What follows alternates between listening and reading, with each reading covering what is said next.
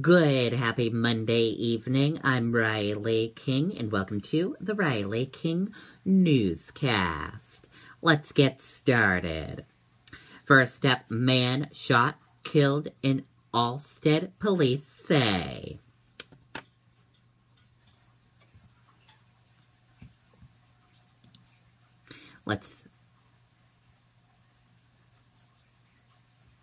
In Alstead, man was shot and killed over the weekend, police said.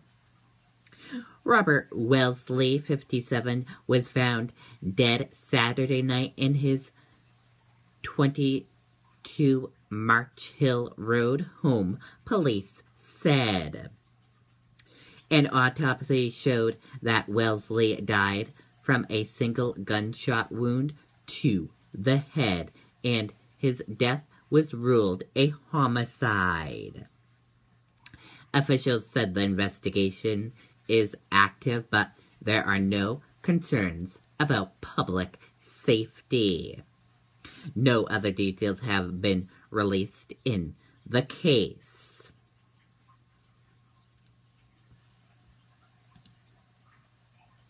Volkswagen recalls 136,000 autos for anti-lock brake fix.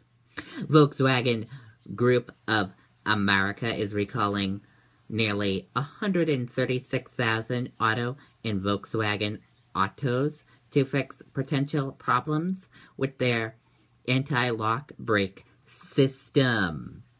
The recall covers 683 vehicles, including certain 2009-2010 Volkswagen Jetta A5 sedans, 2009 Volkswagen Jetta Sports Wagon, EOS GTI Rabbit, and Auto A3 vehicles, and 2010 Volkswagen Golf A6 vehicles. In them, the control unit for the anti-brake system may fail when the system or the auto's electrical stability control are active. Volkswagen will notify owners and repair will be made free of charge. The automaker traced the problem to the use of an incorrect soldered compound, which may cause cracks that prevent significant electronic power to flow.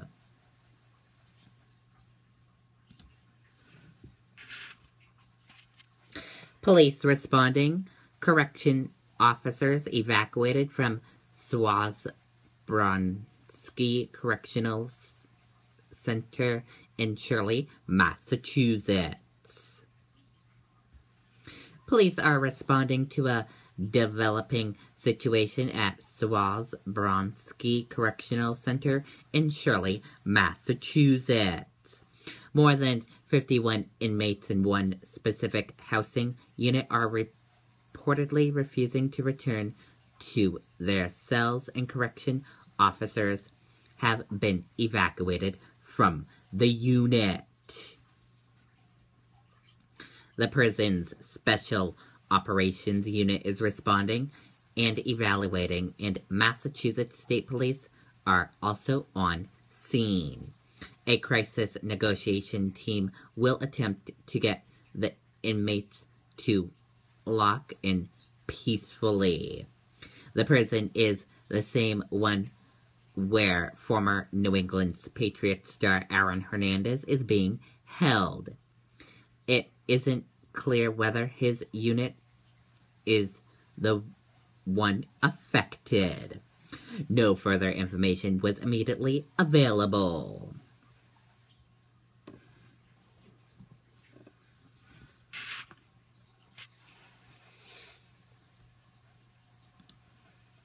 Reaction to Meryl Streep's anti-Trump speech. Let's take a listen to this video from ABC News.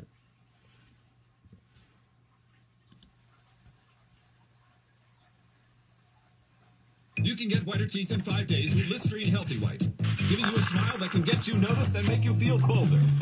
Maybe that's why Listerine users are more likely to do bold things, like charm their way out of a ticket. For whiter teeth in 5 days, bring out the bold. Big news-making night as well. Meryl Streep making headlines with that speech taking on Donald Trump. I love you. And the president-elect has lashed back in just the last few minutes on Twitter, so let's get right to it with John Carl. And John, let me start with what Streep had to say. I've lost my this year that stunned me. It sank its hooks in my heart. Not because it was good. There was nothing good about it. But it was effective and it did its job. It was that moment when the person asking to sit in the most respected seat in our country imitated a disabled reporter, someone he outranked in privilege, power, and the capacity to fight back. And John Carl, the president-elect, up early on Twitter. He sure is going to war with Hollywood's most celebrated actress. George, he went on a Twitter firestorm here. Take a look. It starts, Meryl Streep, one of the most overrated actresses in Hollywood, doesn't know me, but attacked last night at the Golden Globes. She is a Hillary flunky who lost big. For the 100th time, I never mocked a disabled reporter, would never do that, but simply showed him groveling when he totally changed a 16-year-old story that he had written in order to make me look bad. Just more very dishonest media. And George, it wasn't just the tweets. Sometime overnight, Trump actually interviewed with the New York Times, a short interview making pretty much the exact same points, that he never mocked a disabled reporter, he says, and saying that Meryl Streep is basically just a Hillary flunky. And he's calling out, he's saying this is an example of the dishonest media. So what we're going to do right now is actually show one of those times that Donald Trump engaged in this behavior. We're going to show you the speech right now. And now the poor guy, you got to see this guy. Oh, I don't know what I said. I don't remember. He's going like, I don't remember. Oh, maybe that's what I said. This is 14 years ago. They didn't do a retraction. So, John, we should tell our viewers who this reporter is. Serge Kovaleski, the New York Times.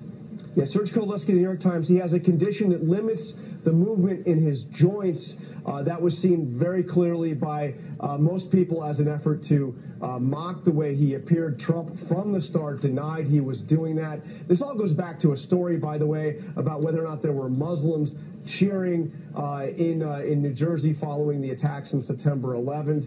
Kovaleski had a story that Trump said proved that point. Kovaleski said that his story did no such thing.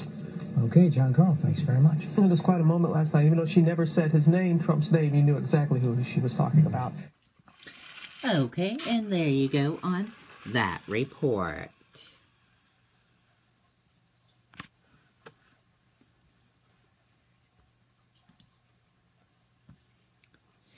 NASDAQ closed at record high despite energy weakness. Apple Biotech's rise 1%.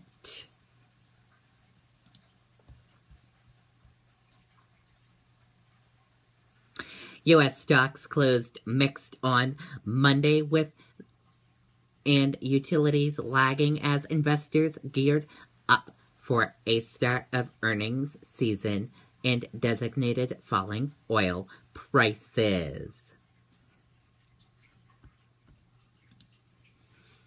Republicans may speed up parts of Obamacare replacement. Let's take a listen to this video from CNN.